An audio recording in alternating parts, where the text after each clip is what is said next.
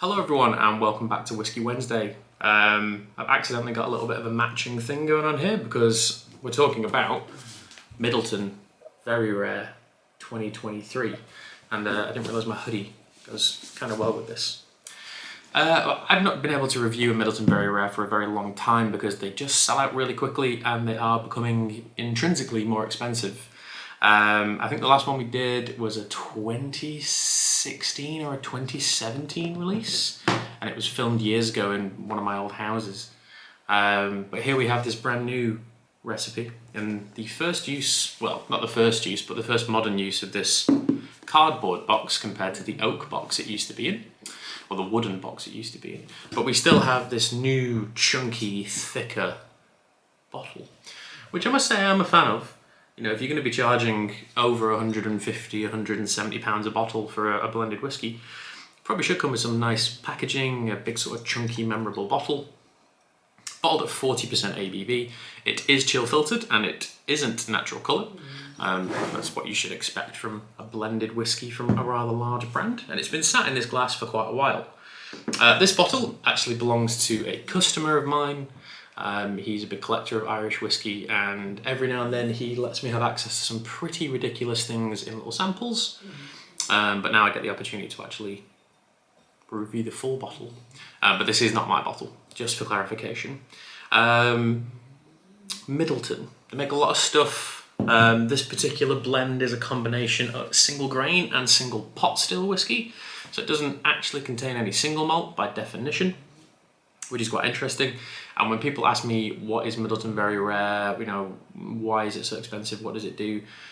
A very simple way of looking at the whiskey is probably to think about it much like Johnnie Walker Blue Label, but instead of the peated element, it's just fully unpeated whiskey.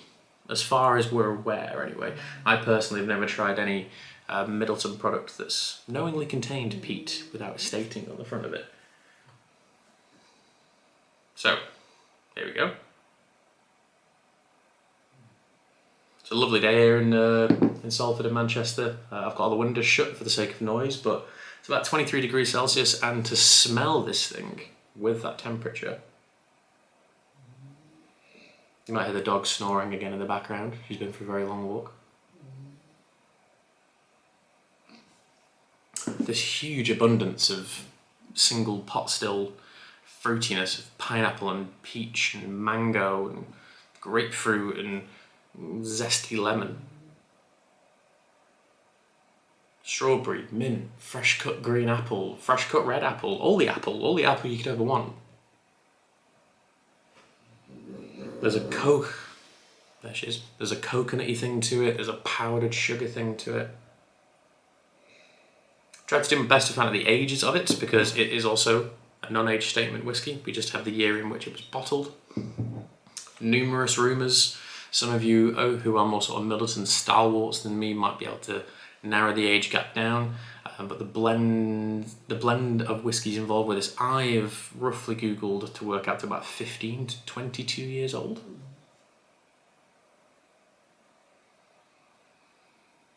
The butterscotch, it's just generally sweet and rich and juicy and fresh and summery and clean, but also quite deep with it too. It's not just fruit. There are all these different types of fruit. There are these layers of sweetness. The grapefruit note is adding like a nice bitterness to it as well.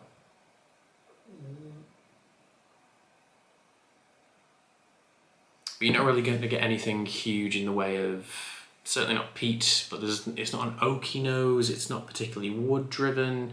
I'm pretty sure 90+% of the stock is refill bourbon, first fill bourbon. I feel like they'd state if there was any sherry oak in it. There probably is a little bit, but not enough to certainly quantify having an impact on this nose, because this nose for me is all American oak. Just told a lie, we have reviewed another Middleton, but it was a cask strength release that I opened. I didn't bottle it. I opened that a couple of years ago, maybe last year or the year before. I think it was last year. Well, stop snoring, just for a minute. Let's taste it and let's see what's going on.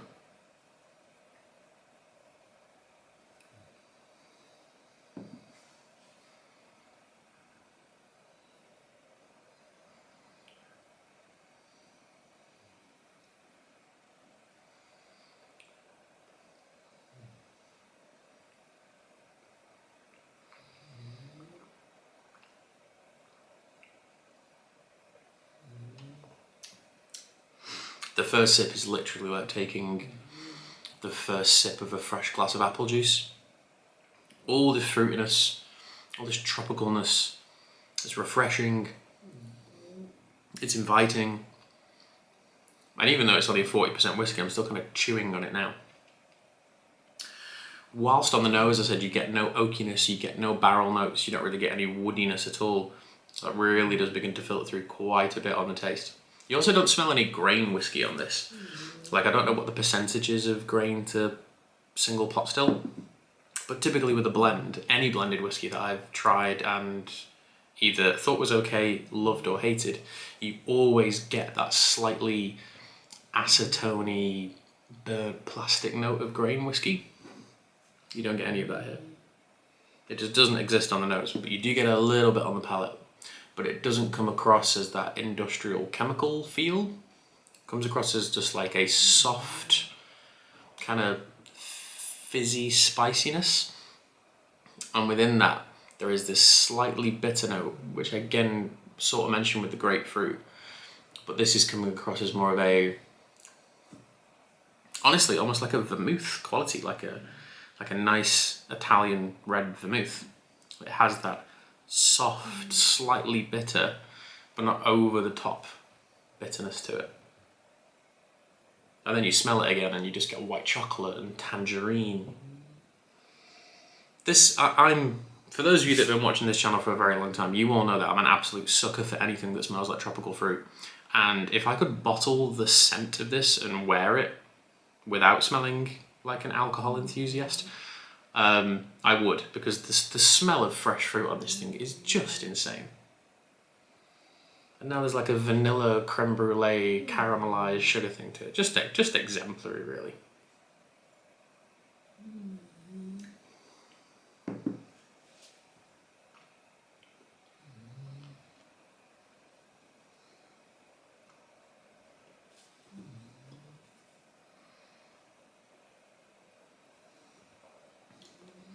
Second sip, you begin to pick up more of those woodier, chewier, slightly oilier notes. And again, at 40%, it does have some oily, rich characteristic to it. This isn't a flat, dull 40% whiskey with a rather heavy price tag.